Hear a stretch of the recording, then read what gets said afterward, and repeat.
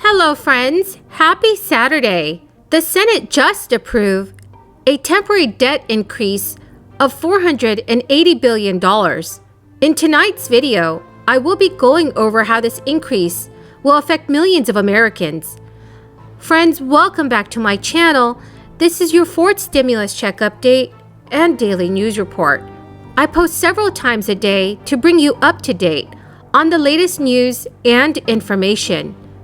Please make sure that you are subscribed to my channel and watch until the end of this video to learn how to enter next Friday's Walmart gift card giveaway. The Senate voted in favor of legislation that will temporarily raise the United States' $28.4 trillion debt ceiling and prevent a national default later this month. The package was approved thanks to a 61-38 bipartisan decision to waive the filibuster, followed by a 50-48 party line vote from the Democrats.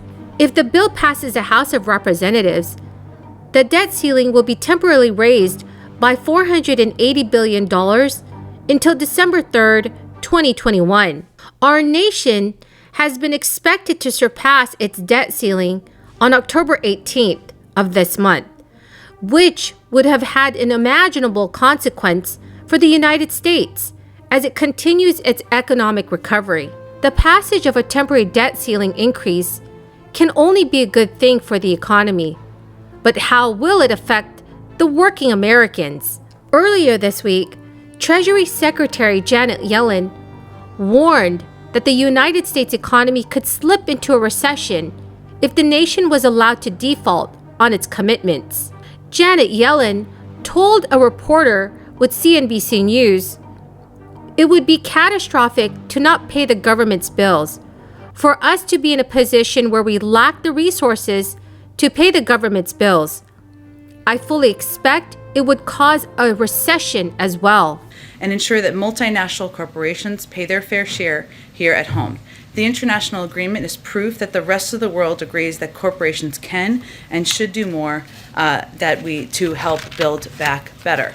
I understand you're all looking for a week ahead. We will have one, I promise, in the later days of this weekend, and we'll provide that to all of you as soon as we have it. And last item, I know we talk about serious things in here, but we have one fun thing today. Chris is getting married in a week, so you won't see him for 2 weeks, and nobody can call him or bother him for 2 weeks. Bother me, Corrine, Chris.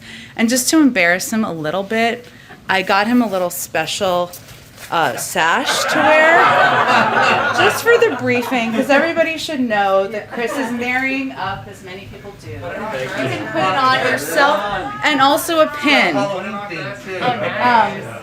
Also a pin. I'll let Andrew or someone else put on you. But really, we just wanted to congratulate Chris, celebrate him. Most important decision you make is the person you choose to be your partner. Glad you have your mask on. Exactly. Okay. With that,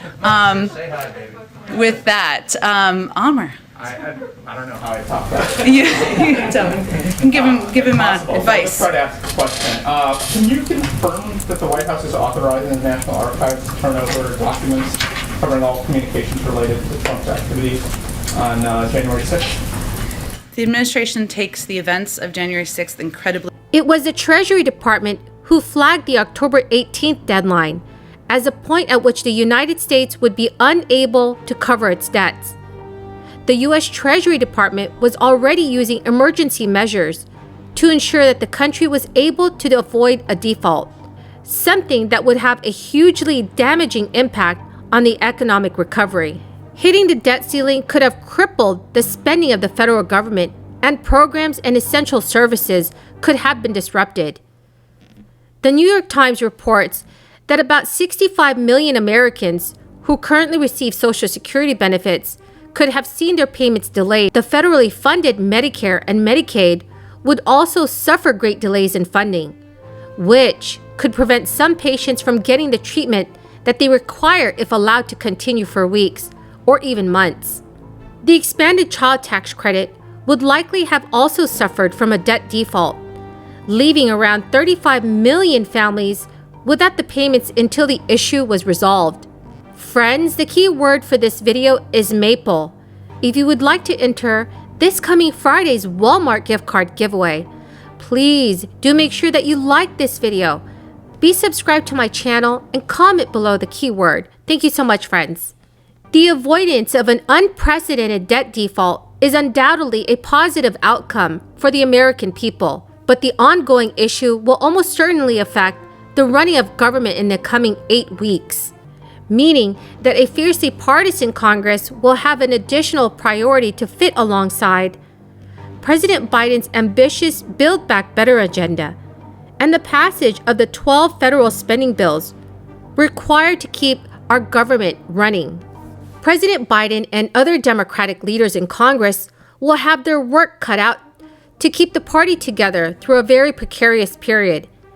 And there is a chance that some elements of Biden's legislative agenda may get sidelined to ensure that a more long-term solution to the debt ceiling crisis can be agreed upon. Friends, what are your thoughts on the temporary extension of the debt ceiling?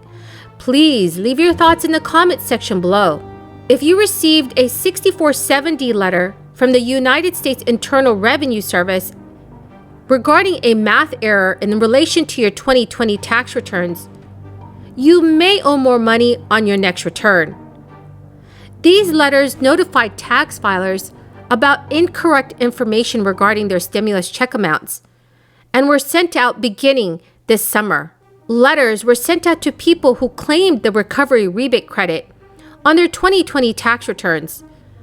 The credit allowed people who did not get their first or second stimulus checks to claim them on their returns and receive them as part of a tax refund.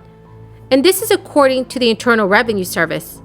This also applies to those who did not receive the full amount in their stimulus checks.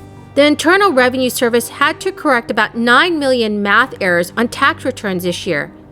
That's about nearly 7.5 million of which were related to the first 2 stimulus checks. Also, the IRS sent out about 5 million incorrect math error letters, which omitted the 60-day time period by which tax filers were able to correct whatever mistakes were made. Due to the failure to notify about 5 million recipients of the time frame by which they could correct the math error, the Internal Revenue Service is allowing an additional 60 days from the time that they received their second notice for corrections. But meanwhile, as millions of Americans receive these confusing letters in regards to their stimulus checks and tax returns, the IRS received a record number of calls in 2021 from customers trying to sort out these errors. Friends, thank you so much for being here tonight. I truly appreciate every single one of you who are watching my videos. If you would like to enter next Friday's Walmart gift card giveaways, please make sure that you like my video. Also, make sure that you are subscribed to my channel and comment below the keyword from this video. Thank you so much and have a very blessed weekend.